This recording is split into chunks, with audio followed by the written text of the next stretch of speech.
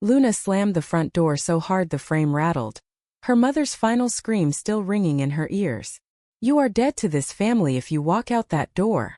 The words landed like punches she couldn't dodge. She stood on the cracked sidewalk of their modest suburban home in Plano, Texas, suitcase handle cutting into her palm, tears blurring the for sale sign her father had stuck in the yard the week before. 28 years of Sunday dinners, piano recitals, and whispered prayers had just been erased because of 2 photos on her phone. She didn't look back. She couldn't. The Uber driver waited at the curb, engine humming like a heartbeat she no longer trusted. Luna slid into the back seat, the leather cold against her damp shirt. "DFW Airport," she managed, voice cracking. The driver nodded without questions. She was grateful. As the car pulled away, she pressed her forehead to the window and watched the only life she had ever known shrink in the side mirror. Inside her chest something tore. She had rehearsed this moment 100 times in the shower, in the car, even while folding laundry for her mother. But rehearsing didn't prepare her for the way her father's face had twisted when he saw the picture of Presley's hand resting on her waist at the lake last summer. "This is a phase," he had roared. "And phases end when you're out of my house." Her mother had only cried silent tears that somehow hurt worse than shouting. Luna had tried to explain that love wasn't a choice, that Presley wasn't some rebellion. She was heir. But explanations meant nothing when the Bible verses started flying. Now the airport loomed ahead, glass and steel promising escape and nothing else. Luna paid the driver, dragged her suitcase through automatic doors, and joined the swarm of travelers who had no idea their worlds were still intact. She bought the cheapest one-way ticket she could find, to anywhere really just to keep moving. The gate agent scanned her ID, offered a polite smile, and Luna realized she had no return address. No backup plan. Only the clothes on her back and the phone that hadn't buzzed since she left. She sank into a plastic chair near gate 17.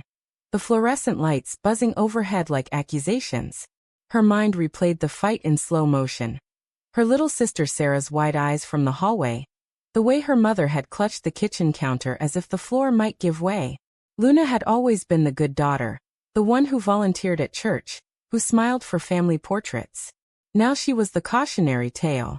The shame burned so hot she almost missed the announcement for her flight. Almost. She stood, wiped her face, and started walking toward the jet bridge when a voice cut through the crowd. "Luna." Luna froze mid-step, suitcase wheels squeaking to a halt. She turned slowly, afraid hope would shatter if she moved too fast. There, 20 feet away, stood Presley, dark curls wild from the wind outside, leather jacket too big for her frame. Eyes locked on Luna like she was the only person in the terminal. In her right hand she held 2 boarding passes. "You didn't think I'd let you disappear, did you?" Presley's voice was steady but her fingers trembled around the tickets. Luna's knees nearly buckled. She had texted Presley from the Uber, a single line. "They know. I'm gone." No reply had come. She assumed silence meant the end. Presley closed the distance in 3 strides and pulled Luna into a hug that smelled like rain, and the vanilla perfume she always stole from the mall. For one selfish second Luna let herself melt into it. Let the airport noise fade. Then reality crashed back. "How did you even?" "I was already on my way when you texted," Presley interrupted. "Sold my car this morning. Quit the cafe. Everything I own is in that backpack." She lifted her chin toward the small black bag at her feet. 2 one-way tickets to Seattle. "Tonight. We can figure the rest out when we land." Luna stared at the tickets. Seattle. 3,000 miles of distance from every person who had ever loved her conditionally. The price tag on the boarding pass read $187. Presley's entire last paycheck, probably. Guilt slammed into her chest like a second expulsion. "Press, I can't ask you to." "You didn't ask," Presley said, voice fierce. "I chose. Same way I chose you 2 years ago when you spilled coffee on my laptop at that stupid corporate training and laughed instead of crying." She smiled, small and sad. "Remember? You said you'd buy me a new one if I let you take me to dinner. I never cashed that check." Luna remembered. She remembered every stolen glance across conference tables, every late-night drive where they parked under overpasses just to talk until sunrise. She remembered the first time Presley's fingers brushed hers, and the world narrowed to that single point of contact. She also remembered the nights she cried in her childhood bedroom because loving Presley meant lying to everyone else. Security lines snaked around them. A child nearby screamed for ice cream. Luna's phone vibrated, her sister Sarah. She silenced it without reading the message. My family, they'll never forgive this. Presley's jaw tightened. They don't get to forgive who you are. Only you do. She pressed one ticket into Luna's palm. Gate 23. Boarding in 20. Come with me or stay and keep paying for their approval. Your call. Luna looked at the ticket, then at Presley's face, the face that had become home without permission. The announcement crackled again. Final boarding for Seattle. She took a breath that tasted like jet fuel and freedom and terror all at once. Let's go. They ran. The plane lifted off into a Texas night thick with storm clouds. Luna pressed her forehead to the cold window and watched the city lights fracture below. Presley sat beside her, fingers laced tight, thumb tracing slow circles on Luna's knuckle. The only steady thing left in the world. For the first hour neither spoke. Words felt too heavy for recycled air. When the seatbelt sign dinged off, Presley finally leaned in. I need you to know something. I didn't just quit the cafe. I emptied my savings. All $1,200. It's in my account right now, enough for 2 months' rent if we're careful. Her voice dropped. I also called my cousin in Seattle. She's got a spare room until we find our feet. Luna turned, searching Presley's eyes for regret. She found only determination. You gave up everything for me. I gave up things, Presley corrected. Not everything. You're the everything part. Luna wanted to believe it, but guilt gnawed at the edges. Back in Plano, her mother was probably kneeling by the bed right now, praying for her soul. Her father would have already changed the locks. Sarah, sweet 16-year-old Sarah who still believed the world was fair, would be crying into her pillow. Luna had broken them all. The flight attendant offered drinks. Presley ordered 2 ginger alesh like they were celebrating. They clinked plastic cups and forced smiles, but the toast felt hollow. Luna's mind kept drifting to the family group chat she had left unread. 23 unread messages. She didn't open them. Hours later, when the cabin lights dimmed and most passengers slept, Presley whispered the question Luna had been dreading. Do you regret it yet? Luna stared at the seatback screen showing their tiny plane crawling across the map. I regret hurting them. I don't regret you. The words were true and still not enough. Presley squeezed her hand harder. That's going to have to be enough for now. Seattle greeted them with gray drizzle and the sharp smell of pine. Presley's cousin Mia met them at baggage claim, hugged them both without questions, and drove them to a tiny apartment above a laundromat in Capitol Hill. The room smelled like fabric softener and new beginnings. They collapsed onto the air mattress, fully clothed, and slept like people who had outrun a hurricane. The next morning Luna woke to an empty bed, and the sound of Presley on the phone in the kitchen. Yes, I understand the position is filled. No, I don't need to speak to a manager. Click. Presley turned, forced a grin. Job hunting starts today. You too, sleepyhead. Seattle waits for no one. Luna sat up, the weight of yesterday settling back onto her shoulders.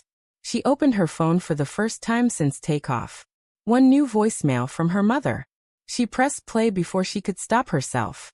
Luna Grace, if you're listening, please come home. We can fix this. The church has counselors. God can heal anything. Just don't throw your life away for her. The message ended in a sob. Luna deleted it. Then she blocked the number. The click sounded final, like a second door slamming. 2 weeks blurred into survival mode. Luna landed a barista gig at a queer-friendly cafe on Pike Street. Presley found work at a bookstore that didn't ask questions about her tattoos, or the woman who sometimes picked her up after closing. They ate ramen, counted coins for bus fare, and learned how to laugh again in small doses. At night they curled together on the air mattress and whispered plans. Maybe community college, maybe a shared car, maybe one day telling Sarah the truth in a way that didn't shatter her. But cracks appeared faster than either expected. The first came on a rainy Thursday when Luna's new manager pulled her aside. Look, we love having you here, but a customer complained about you and your girlfriend holding hands behind the counter. Corporates twitchy about optics. Luna nodded, smiled, removed her hand from Presley's waist the next time she visited. The small surrender tasted like metal. The second crack was bigger. Presley started disappearing after shifts. She claimed she was picking up extra hours, but her eyes darted when she said it. Luna found a crumpled receipt in Presley's jacket. 2 bus tickets to Portland dated the previous weekend. Portland, where Presley's deeply religious aunt still lived. The same aunt who had once called lesbians lost souls. Luna waited until midnight. When Presley finally slipped through the door, Luna was sitting on the edge of the mattress, receipt in hand. Explain. Presley froze, then deflated. I went to see her. Just once. She's dying, Luna. Cancer. I thought if I could get her to understand before it's too late. You lied to me. The words came out flat. You told me you were working doubles. I was scared you'd stop me. You're already carrying enough guilt for both of us.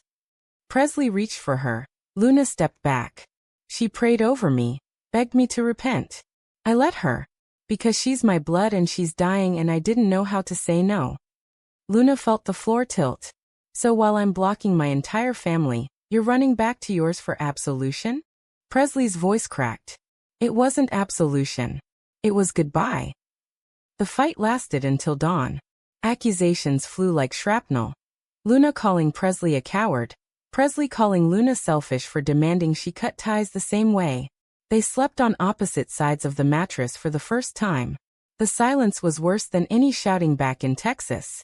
The next morning Luna went to work with puffy eyes and a heart that felt bruised. During her break she opened her email. One message from an unknown address. sarah.miller.2008@gmail.com. Lou, Dad says I'm not allowed to talk to you.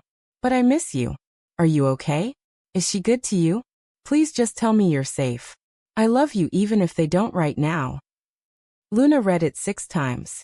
Then she typed back 3 words. I'm safe. I love you. She hit send before she could delete it. That night she told Presley about the email. Presley listened, then pulled her close. You don't have to choose between me and her forever. Maybe one day we both get to keep pieces of our families. Luna wanted to believe it. But deep down she wondered if pieces would ever be enough. Winter arrived early in Seattle, bringing short days and long shadows. Luna and Presley learned to fight quietly so Mia wouldn't hear through the thin walls. They learned to make up even quieter. The bookstore cut Presley's hours. The cafe scheduled Luna for every holiday shift. Money grew tight. Stress grew tighter. Then the letter came. Luna recognized her father's handwriting on the envelope before she even opened it. Inside was a single sheet and a check for $5,000. The note was short. This is for a plane ticket home. Rehab program starts January 15th. Counselors are waiting. Come alone. We love you enough to fight for your soul. No signature. Just the check and the weight of every prayer she had ever been taught to believe. Luna sat on the cold apartment steps, check trembling in her fingers. $5,000 could pay 6 months' rent. Could buy them time. Could let her breathe. But the price was written between the lines. Come alone. Leave Presley. Pretend the last 2 years were a mistake. She showed Presley that night. They stared at the check on the kitchen table like it was a live grenade. Cash it. Presley said finally, voice hollow. Use it for us. I won't be mad. Luna looked up, stunned. You'd let me take their bribe? I'd let you survive.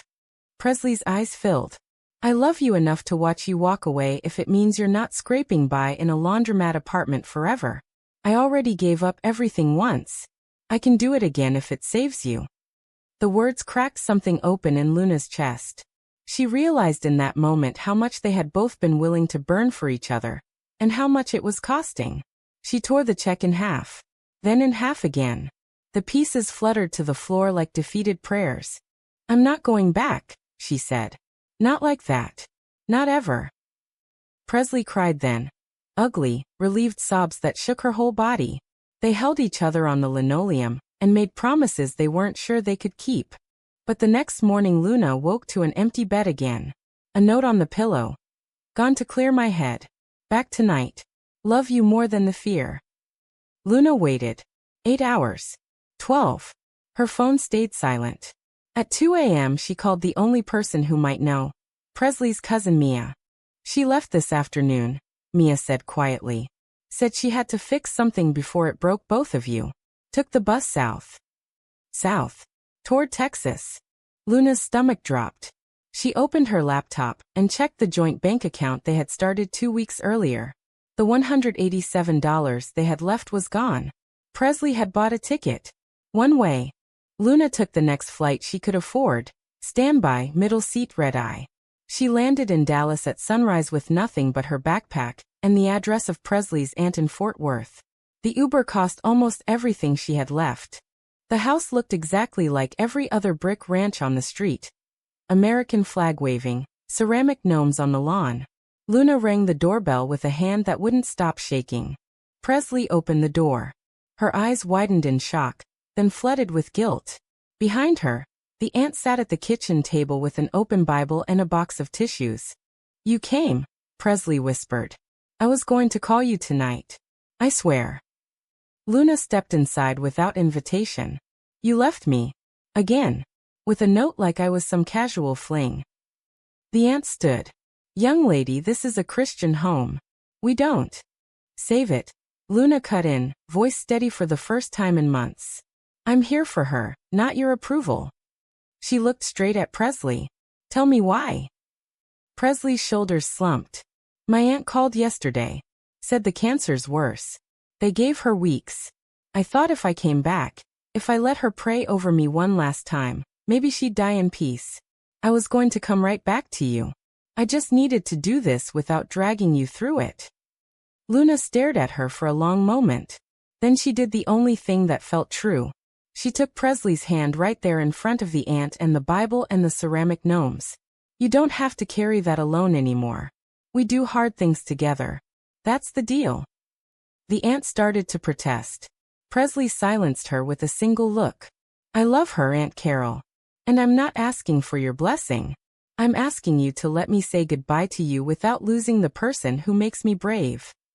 Silence stretched. Then slowly, the old woman nodded once. It wasn't acceptance. It wasn't forgiveness. But it was enough for today. Luna and Presley left together an hour later. They drove north in a borrowed car, windows down, winter air whipping through their hair.